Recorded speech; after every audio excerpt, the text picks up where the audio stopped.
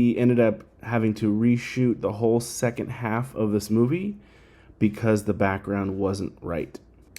Alfred Hitchcock was the greatest director ever, and I'm counting down 100 reasons why. Today we're talking about Rope from 1948.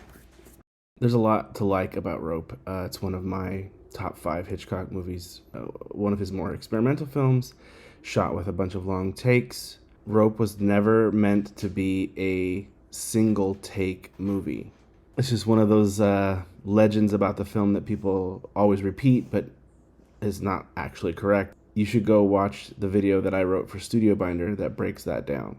So Rope is not a single take movie, but it does play in real time. And Hitchcock wondered, how do we show the passage of time? He didn't want a backdrop. He didn't want just some, painting. He wanted a full-on miniature set. So there are 11 shots in Rope, and every time the camera cuts, they adjust the background. They move the clouds over, they darken the sky, they start turning little lights on in the buildings. So we go from this to this and end up here. The miniature reproduced 35 square miles of the Manhattan skyline. It was 3 times as wide as the apartment set.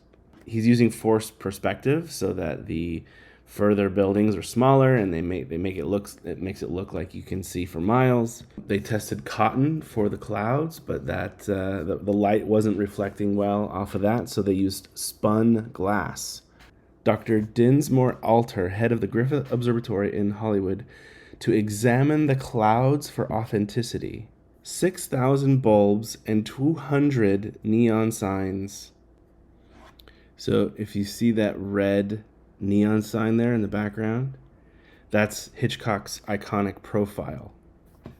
That's his cameo. He's a neon sign.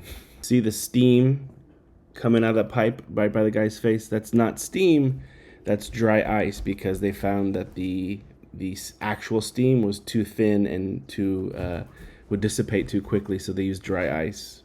As you can see from this photo, we have the reel that it's going in, we have a hotel, we have the name for a cloud, and we have the time for when that cloud should appear in the story.